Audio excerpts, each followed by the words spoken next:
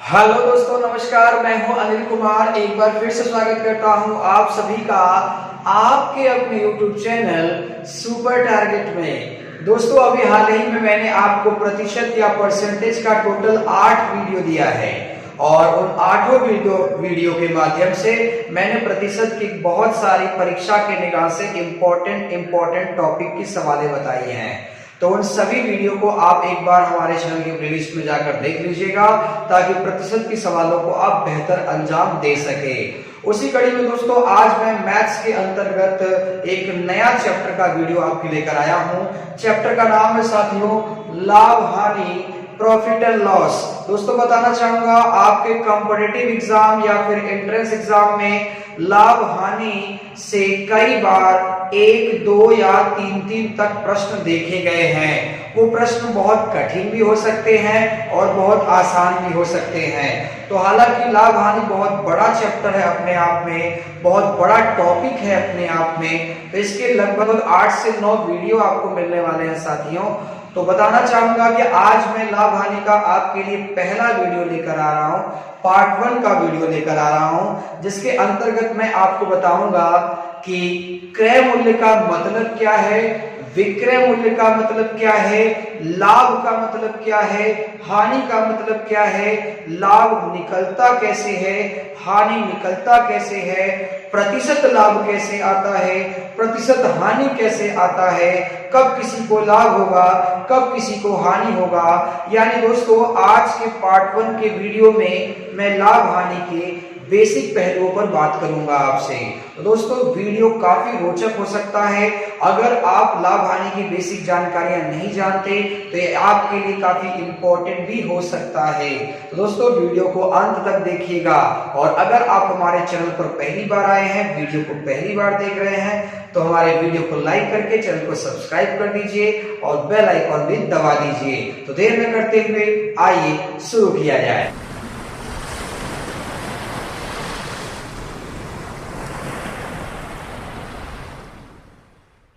दोस्तों, लाभ हानि कैसे निकाला जाए उसे सीखने से पहले आइए स्क्रीन पर कुछ शब्द लिखे हैं, पहले इनके बारे में हम जान लेते हैं। कॉपी पेन लेकर बैठिए दोस्तों, जो भी जानकारी मैं दे रहा हूं उसे आप लिख लीजिएगा। लिखा है क्रय मूल्य। क्रय मूल्य का मतलब क्या होता है? क्रय मूल्य कहने का मतलब जिस दाम पर आप कोई वस्तु खरीदते हैं उसे हम क्रय मूल्य कहते हैं। आप लिख सकते हैं कि जिस दाम पर, जिस रुपए में या जितने रुपए में कोई वस्तु खरीदी जाती है उसे हम उस वस्तु का क्रय मूल्य कहते हैं। इसे अंग्रेजी में लोग परचेस रेट भी कहते हैं, कॉस्ट प्राइस भी कहते हैं, शॉर्टकट में लोग इसे सीपी भी कहा करते हैं। ठीक है, यानी जिस दाम पर आप कोई वस्तु खरीद रहे हैं उसे हम क्या कहेंगे? क्रय मूल्य कहेंगे। जैसे आप बहुत बड़े व्यापारी हैं, आप बहुत बड़े मंडी में चले गए, वस्तु खरीद कर लेकर आ गए, गांव में आपको अपने बाजार में आके आपको बेचना है। तो जब आप बहुत बड़े मंडी में चले गए हैं, बहुत ज्यादा सामान खरीदा आपने, तो सामान खरीदने के लिए आपने पैसे तो लगाए होंगे ना। तो जो पैसे लगाया है आपने उस वस्तु को खरीदने के लिए, उसी पैसे को तो मैं कह रहा हूं क्रय मूल्य, यानी खरीदने वाला मूल्य। जितने मूल्य पर वस्तु खरीदी जाती है उसे क्या कहते हैं? क्रय मूल्य। ठीक है। दूसरा लिखा है विक्रय मूल्य। अब भाई वस्तु खरीद कर लेकर आए हैं इतना सारा, तो उसे हम क्या करेंगे? बेचेंगे ना मार्केट में लाकर। तो यानी कि दोस्तों, विक्रय मूल्य का मतलब होता है कि जिस दाम पर, जिस मूल्य पर वस्तुओं को बेची जाती है या वस्तुओं को बेचा जाता है उसे ही हम क्या कहते हैं? उस वस्तु का विक्रय मूल्य कहते हैं। एक बार फिर से अच्छे से लिख लीजिए कॉपी पर कि जिस मूल्य पर किसी वस्तु को बेचा जाता है उसे हम विक्रय मूल्य कहते हैं। अंग्रेजी में लोग इसे सेल्स प्राइस कहते हैं, शॉर्टकट में इसे लोग एसपी भी कहा करते हैं। ध्यान रहे, अगर आपको एसपी सीपी से कोई मतलब नहीं तो आप याद रखो खरीद रेट और विक्रय रेट, यानी खरीदने वाला दाम क्रय मूल्य, बेचने वाला दाम विक्रय मूल्य। आप जरा सोचिए, कोई इंसान खरीद कर ला रहा है फिर आपको बेच रहा है, क्यों? जरा आप सोचिए क्यों? क्योंकि वो व्यापार करना चाहता है, बिजनेस करना चाहता है और बिजनेस में दो चीज जरूर होती है, या तो बिजनेस में फायदा हो जाता है या तो बिजनेस में नुकसान हो जाता है। यानी नफा नुकसान, फायदा घाटा, लाभ हानि। दोस्तों यही तो चैप्टर आप पढ़ रहे हैं आज, लाभ हानि। तो लाभ का मतलब ये होता है कि जितने का आप वस्तु खरीद कर लाए हैं, अगर उससे बढ़ाकर बेचेंगे तो आपको सौदे में क्या होगा? फायदा होगा, लाभ होगा। यानी क्रय मूल्य अगर विक्रय मूल्य से कम है, यानी कि बेचने वाला दाम अगर खरीद दाम से ज्यादा है, यानी कि एसपी जो है सीपी से अगर बड़ा है, तो हमें क्या होगा? लाभ होगा। वैसे इसे सूत्र के निगाह से मत याद करें, नहीं तो सिर में अच्छा खासा दर्द हो जाएगा आपके। आप भाई बाजार में आप देखते हो। अच्छा ये बताइए कि आप 1000 रुपए का साइकिल खरीद के लेकर आ रहे हैं, किसी को 900 का बेचेंगे? बिल्कुल नहीं बेचने वाले भाई। आप उसे 1000 का भी नहीं बेचने वाले, आप उसे 1000 से बढ़ा के ही बेचेंगे। यानी जितने का आप लाते हैं उससे अगर बढ़ा के बेचेंगे तो आपको क्या होगा? लाभ होगा। यानी बेचने वाला दाम अगर खरीदने वाले दाम से ज्यादा रखा गया है तो सौदे में क्या होगा? लाभ होगा। और हानि कब होगा? आप तो समझ ही गए होंगे कि 1000 का साइकिल लाके अगर 900 का बेच दे, अरे 900 क्यों, आप 999 रुपए का बेच दे, तब भी तो आपको नुकसान है। यानी कि आप जितने का वस्तु लेकर आ रहे हैं उससे भी कम का अगर आप बेचेंगे तो आपको क्या हो जाएगा?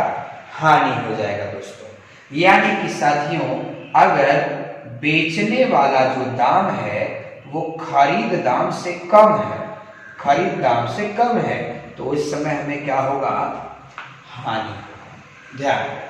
तो दोस्तों आज मैं जितनी भी सवालें आपको बताने वाला हूं, उस हर सवाल में आपसे पूछा जाएगा कि बताइए कितने प्रतिशत का हानि हुआ, या बताइए कितने प्रतिशत का लाभ हुआ। यही दो चीज आज के हर सवाल में आपसे पूछी जाएगी। तो दोस्तों कैसे निकालेंगे प्रतिशत हानि, कैसे निकालेंगे प्रतिशत लाभ, ये मैं अभी कुछ ही पलों में आपको कुछ सवालों के माध्यम से बताना चाहूंगा। लेकिन जाते आते मैं एक बात और बता देना चाहता हूं आपको कि दोस्तों सबसे पहले आप लाभ या हानि अगर दोनों चित्र देखना चाहते हैं तो आपको ये दोनों चीज पता होना चाहिए। जाहिर सी बात है, लाभ हुआ कि हानि हुआ, उसके लिए आपको जब तक पता नहीं होगा कि लाया कितने का है और बेचा कितने का है, तब तक हम कैसे पता कर पाएंगे कि उसे लाभ हुआ कि हानि हुआ। यानी जब भी सवाल के अंत में पूछेगा कितने प्रतिशत का लाभ हुआ या कितने प्रतिशत का हानि हुआ, तो आप सबसे पहले पता करिए कि हम लाए कितने का है और बेच कितने का रहे हैं। अगर लाएंगे सस्ते का, बेचेंगे महंगे का, तो फायदा हो जाएगा। और लाएंगे महंगा का, बेचेंगे सस्ता करके, तब तो लड़का घाटा ना हो जाएगा। तो ये दोनों चीज आपको ध्यान रखना होगा। आइए मैं सवालों के माध्यम से आपको समझाता हूं। पहला प्रश्न, पहला उदाहरण आपके सामने आ चुका है। एक वस्तु 500 रुपए में खरीदकर उसे 600 रुपए में बेच दिया गया, प्रतिशत लाभ ज्ञात कीजिए। मैंने आपसे कहा प्रतिशत लाभ पूछे या हानि पूछे, पहले दो चीज पता करिए कि बंदा खरीदा कितने का है और बेचा कितने का है। तो लिखा है 500 रुपए में खरीद कर, यानी खरीद दाम कितना है? 500, और बेचने वाला दाम कितना है? 600। तो जरा सोचिए, कोई भी इंसान 500 का खरीद के अगर 600 का बेच देगा तो फायदे में ही ना होगा। यानी हमें क्या निकालना होगा? प्रतिशत लाभ निकालना होगा। अब आप ही 500 रुपए जेबा से अपने लगा चुके हैं और सामने से आप 600 रुपया ले रहे हैं, तो आप तो सीधा सीधा बता देंगे कि भैया हमको लाभ कितने का हुआ? 100 रुपए का हुआ। तो आ गया, रुपए पूछेगा तो 100 रुपया लाभ आ गया आंसर हमारा। लेकिन परसेंटेज में पूछ रहा है, तो पहले कितने का लाभ हुआ या कितने का हानि हुआ वो लिख लीजिए। हमें 100 रुपए का लाभ हुआ, तो हम कमाएंगे या फिर गवाएंगे? कितने के ऊपर? जितना जेबा से लगाए। तो जेबा से आपने कितना लगा दिया है? 500 लगा दिया है, तो 500 रुपया लगा दिया है, तो 500 के ऊपर ना 100 रुपया कमाया आपने, गुणे 100 करके। यही बच्चों के दिमाग में डाउट हो जाता है कि कभी कभी इसे 600 रख देंगे, तो भैया ऊपर क्या लिखना है, लाभ हुआ या हानि हुआ, कितने का लाभ कितने का हानि, वो ऊपर लिख लीजिए। और नीचे कितने के ऊपर कमाया वो लिखिए। आपने 600 के ऊपर नहीं कमाया है, आपने 500 के ऊपर 100 रुपया कमाया है, तभी ना कस्टमर आपको 600 रुपया देकर गया। 500 रुपया तो आप ही का लगा था, तो 500 रुपया निकाल लिया तो 100 रुपया ना फायदा हुआ। तो 100 रुपया फायदा हुआ 500 के ऊपर। अब बूढ़े 100 कहेंगे भाई कहाँ इसके परसेंटेज बनाना है, परसेंटेज बनाने के लिए 100 हटाया जाता है जी। देखिए डबल जीरो खत्म हो गया, 5 एकम 5, 5 20 हम 100, यानी 20% का आपको क्या होगा, लाभ होगा। बने रहिए वीडियो के साथ, बहुत सारे एग्जाम्पल देंगे आपको, ताकि आप प्रतिशत लाभ हानि का एकदम जो डाउट आपके अंदर है, जो डर आपके अंदर है, वो एकदम दूर हो जाए। दूसरा एग्जाम्पल स्क्रीन पर है। एक कुर्सी की लागत 180 रुपया आई, उसे 216 रुपए में बेचने पर कितने प्रतिशत का लाभ हुआ। लागत का मतलब शायद आप नहीं समझ पा रहे होंगे। लागत का मतलब जेबा से लागल हो, यानी कि जेबा से लग गया है, उतना पैसा लग गया जेबा से। कुर्सी बनवाने गए हैं आप, 216 रुपया लग गया जेबा से, तो जेबा से जो लगता है उसी के ऊपर ना इंसान कमाता है भैया। तो इसे आप क्रय मूल्य कह सकते हैं। एक कुर्सी की लागत मूल्य 180 रुपया आई, उसे 216 बेचने पर कितने प्रतिशत का लाभ होगा। तो देखिए ये लागत मूल्य है, यानी ये खरीद दाम है, और ये 216 बेचने वाला दाम है, यानी ये विक्रय मूल्य है। तो प्रतिशत लाभ ज्ञात कीजिए। जरा आप ही सोचिए, 180 का खरीद के अगर 216 का बेच देंगे तो फायदे में ही ना है आप। तो 216 180 घटा दीजिए, आ जाएगा कितना, 36 रुपया, यानी 36 रुपया कमा लिया आपने। कितने पे कमाया, जितना जेबा से लगाया होगा। तो जेबा से 180 रुपया लगाया है आपने, बूढ़े 100 कर दीजिए, डबल जीरो एक जीरो कैंसिल हो जाएगा, 18 दूना 36, 2 दहा में 20, यानी 20% का लाभ होगा। तीसरा प्रश्न, तीसरा उदाहरण स्क्रीन पर। मैंने एक चित्र 225 रुपए में खरीदा, उसकी सज्जा में 15 रुपए खर्च करके उसे 300 रुपए में बेच दिया। लाभ का प्रतिशत ज्ञात कीजिए। पहले पता करिए कि क्रय कितने का किया, फिर पता करिए कि बेचा कितने का, तभी जाके आपको पता चलेगा कि आप लाभ में है कि हानि में है, और है भी तो कितने में है। आइए, मैंने चित्र 225 पे खरीदा, तब तो क्रय मूल्य हो गया 225 रुपया, ठीक है। फिर लिखा है 300 में बेचा, तो 300 रुपया क्या हो गया, विक्रय मूल्य हो गया। तो ये 15 रुपया क्या है, जरा पढ़िए। तो उसकी सज्जा में 15 रुपए खर्च करके उसे 300 में बेचा। आप कोई भी गिफ्ट वगैरह अगर खरीदते हैं, या कोई फिगर या कोई चित्र या कोई सिनरी वगैरह खरीदते हैं 225 रुपए, तो इसकी पैकिंग वगैरह का पैसा तो अलग से लगता होगा ना। लिखा है ना उसकी सज्जा में 15 रुपए खर्च हो गए, तो जो खर्च हुए वो आपके जेब से ही ना खर्च हुए। तो बाबू जेब से जो खर्च होता है ना, वो सब क्रय मूल्य में ही इंक्लूड होता है। तो 15 रुपए एक्स्ट्रा खर्च हुआ, तो 225 का तो वस्तु खरीदा ही हमने, 15 रुपया और लगा दिया इसके पीछे, यानी 15 रुपया जुड़ जाएगा उसके कीमत में, क्योंकि कीमत को ही क्रय मूल्य कहते हैं। तो 225 और 15 कितना हो जाएगा, ये हो गया 30 40, यानी 240 रुपए का खरीदा आपने, 300 रुपए का बेचा, तो 60 रुपए का क्या हो गया, आपको लाभ हो गया। अगर पूछता कितने रुपए का लाभ हुआ तो 60 रुपए आंसर होता, लेकिन आपसे पूछा कितने परसेंट का लाभ हुआ, तो भाई प्रतिशत लाभ पूछ रहा है, तो हमें पता है कि 60 रुपया हमने कमाया है, तो कितने में कमाया होगा, जितना जेब से लगाया है। तो जेब से हमने 240 रुपए लगा दिए हैं, गुणे 100 कर दीजिए। अब धीरे धीरे काटिए, 0 0 कट गया, 6 कम 6, 6 चौका 24, 4 काट देगा 100 को 25 बार में, यानी 25% का हमें क्या होने वाला है, लाभ होने वाला है। ध्यान से देख लीजिए, अभी और भी प्रश्न आने बाकी हैं।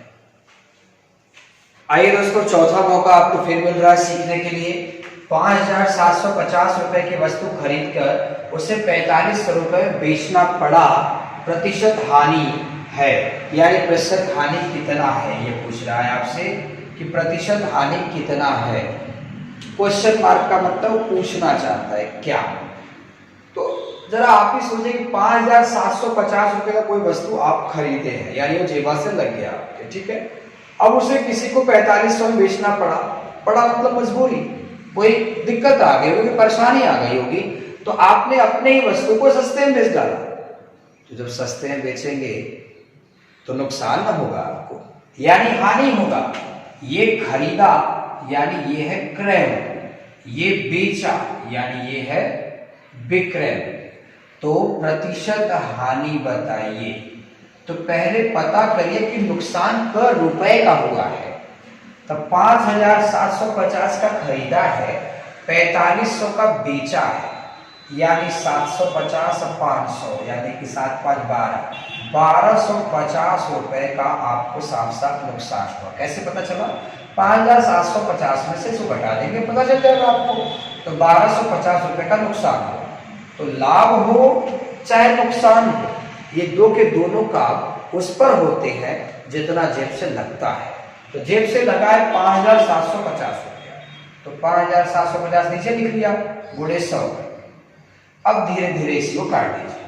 देखिए एक जीरो तो ऐसे कट जा रहा है आपका। अब 25 का पहाड़ा पढ़िए, 25 से काटिए, या 125 से अगर मैं काटूं डायरेक्ट इसको, तो देखिए 25 दूना 50, 25 दिया 75, ठीक है। 25 पंजा 125, 100 से गुणा कर दूंगा तो 500 बटा 23 आ जाएगा। अब 500 में 23 का भाग देना है, तो 500 में 23 का भाग दे दीजिए। 23 दूना कितना हो जाएगा? 46, 4 बच गया यानी 40 हो गया। तो 23 एक कम 23, 40 में अगर 23 खत्म हो जाएगा तो 17 बच जाएगा, 17 में भाग जाएगा नहीं, यानी 21 सही 17 बटा 23% का क्या होगा? हानि। ध्यान। अगला प्रश्न, आइए दोस्तों 5वां उदाहरण भी देख लिया जाए। प्रश्न है, एक व्यक्ति ने 9,25,000 रुपए में एक फ्लैट खरीदा और नवीकरण में 35,000 रुपए खर्च किए। उसने फ्लैट को 10,80,000 रुपए में बेच दिया। उसका लाभ प्रतिशत ज्ञात कीजिए। यानी दोस्तों यहाँ पर आपसे प्रॉफिट पूछा जा रहा है, लाभ कितना है। तो लाभ पूछा जाए या हानि पूछा जाए, आप सबसे पहले दो चीज पता करें कि खरीदा कितने का और बेचा कितने का, यानी क्रय मूल्य और विक्रय मूल्य दोनों पहले पता करें, तभी पता चलेगा आपको कि वो लाभ में है कि हानि में है। तो दोस्तों उसने 9,25,000 रुपए में खरीदे वो चीजें, तो 9,25,000 रुपए और उसके नवीकरण में यानी उसके रिपेयरिंग वगैरह में, डेंटिंग पेंटिंग में 35,000 रुपए खर्च हो गए। तो जरा सोचिए, वो भी तो जेब से ही खर्च हुए होंगे। तो 35,000 रुपए और खर्च हो गए, यानी टोटल जेब से खर्च कितने हुए? 9,25,000 प्लस 35,000 मिला के खर्च हुए 9,60,000 रुपए, यानी 9,60,000 रुपए का उसने खरीदा। फिर उसने फ्लैट को 10,80,000 रुपए में बेच दिया, 10,80,000 रुपए में बेच दिया। तो ये क्रय मूल्य है और ये विक्रय मूल्य है। देखने से ही लग रहा है कि उसे लाभ हुआ होगा, यानी प्रतिशत लाभ। तो लाभ कितने रुपए का हुआ? 9,60,000 रुपए का खरीद कर अगर 10,80,000 बेचा जाए, तो आप अगर इसे घटाएंगे तो आएगा 1,20,000। तो ये जो फायदा हुआ ये किस पर हुआ? जितना आपने जेब से लगाया होगा उसके ऊपर फायदा हुआ आपको। तो आपने जेब से लगाया है 9,60,000 रुपए, गुणे 100 कर दीजिए। अब ध्यान से देखिए, ये 4 जीरो, ये 4 जीरो कट गया। 12 एकम 12, 12 वाट 96 होता है। 4 गुना 8, 4 25 100 होता है। तो 25 का जब आधा करेंगे तो 12.5% आएगा। यानी इसे फ्लैट के खरीद बिक्री में कितने प्रतिशत का लाभ हुआ? 12.5% का लाभ हुआ। आइए कुछ और मैं एग्जाम्पल बताता हूं, लेकिन लाभ हानि पूरा सीख के ही आप हटिए। आइए दोस्तों, दो एग्जाम्पल और आ चुका है स्क्रीन पर। प्रश्न लिखा है, किसी वस्तु का विक्रय मूल्य और क्रय मूल्य में 5 संबंधी 4 का अनुपात है, प्रतिशत लाभ ज्ञात कीजिए। उसी तरह का एक प्रश्न भी नीचे लिखा है, पहले इसे समझ लेते हैं। कह रहा है किसी वस्तु का विक्रय मूल्य और क्रय मूल्य में 5 संबंधी 4 का अनुपात है। विक्रय मूल्य और क्रय मूल्य दोस्तों, यानी पहले विक्रय मूल्य लिखा है बाद में क्रय मूल्य लिखा है, यानी बेचने का जो हिस्सा है वो 5 है और क्रय का जो हिस्सा है वो 4 है। क्रय मीन्स खरीदना, विक्रय मीन्स बेचना। तो आपसे पूछा है प्रतिशत लाभ ज्ञात कीजिए। अब आप ही सोचिए, क्रय मतलब खरीदा यानी 4 का खरीदा, विक्रय मतलब बेचा यानी 5 का बेचा। अब कोई इंसान 4 का खरीद कर अगर 5 का बेच रहा है तो उसे क्या होगा? बिल्कुल उसे लाभ होगा। तो आपसे परसेंटेज में लाभ पूछा है, ना कि रुपए में। रुपए में तो हर कोई लोग बता देंगे कि भाई 4 का खरीद के 5 का बेचा तो 1 का फायदा हुआ। नहीं दोस्तों, आपसे परसेंटेज में लाभ पूछा गया है। तो सबसे पहले पता करें कैश में कितना लाभ हुआ। तो कैश में 1 का हुआ। तो 1 का लाभ कितने पर होगा? जितना आप जेब से लगाए होंगे उस पर होगा। तो आपने जेब से लगाया कितना था? आपने 4 का खरीदा है यानी 4 आपने जेब से लगा दिया है। तो 4 नीचे लिखेंगे, गुणे 100 कर देंगे। तो 4 25 100 यानी 25% का आपको क्या होगा? लाभ होगा। ध्यान रखिएगा, 25% का आपको लाभ होगा। वहीं गलती आप क्या कर देते हैं कि 1 ऊपर लिखते जरूर हैं लेकिन नीचे 5 लिख के गुणे 100 कर देंगे। अब 20% आ जाएगा आंसर, ऑप्शन मिलेगा भी। हाँ, वो गलत होगा। ध्यान रहे, गलत है। नीचे नंबर किसको लिखना है? दिमाग में ये मत रखिए जितने खरीदा उसको लिखना है। दिमाग में ये रखिए कि जितना हमने लगा दिया है उसे नीचे लिखना है। तो आपने लगाया कितना है? 4, तो 4 नीचे लिखेंगे। और ऊपर आपने कमाया कितना? 1, तो 1 ऊपर लिखे। गुणे 100 को हमेशा करना है। अगर परसेंटेज बनाना होगा तो गुणे 100 आपको हमेशा करना है। अगला सवाल कुछ इसी तरह का है। कह रहा है एक सामान का क्रय मूल्य और विक्रय मूल्य में 3 संबंधी 2 का अनुपात है। यानी क्रय मूल्य मतलब खरीदा 3 का, विक्रय मूल्य मतलब बेचा 2 का। अब जरा सोचिए, खरीदा है 3 का, अब बेच रहा है 2 का, तब तो नुकसान न हो गया उसे, यानी कि हानि हो गया। तो हानि भी तो 1 का ही हुआ। भाई 3 रुपए का कोई चीज खरीद कर मैं 2 रुपए का बेच दूं तो मुझे 1 रुपए का नुकसान होगा कि नहीं होगा? आप जरा सोचिए, होगा कि नहीं होगा? बिल्कुल होगा। क्रय मूल्य और विक्रय मूल्य में 3 संबंधी 2 का अनुपात है, यानी खरीदा 3 का, बेचा 2 का, घाटा हो गया 1 का। अब नीचे क्या लिखूं? 2 लिखूं कि 3 लिखूं? बाबू आपने जेब से कितने लगाए हैं? आपने खरीदा 3 का तो आपने जेब से 3 लगाए हैं। गुणे 100 कर दीजिए। 100 में 3 का तो भाग जाएगा ही नहीं। 33 बार में कटेगा। 33 या 99, 1 बच गया यानी 33 सही 1/3% का हानि होगा। ध्यान रहे दोस्तों। तो दोस्तों, लाभ हानि प्रॉफिट एंड लॉस के पहला वीडियो पार्ट 1 के अंतर्गत आप आज सीख रहे थे कि क्रय मूल्य और विक्रय मूल्य का मतलब क्या है, प्रतिशत लाभ और प्रतिशत हानि निकलता कैसे है और निकालने के लिए क्या क्या चीजों की जानकारी होना जरूरी है। उन सभी बेसिक पहलुओं पर आज आप बात किए। उन सभी चीजों को बहुत सारे एग्जाम्पल के माध्यम से सीखा भी आपने।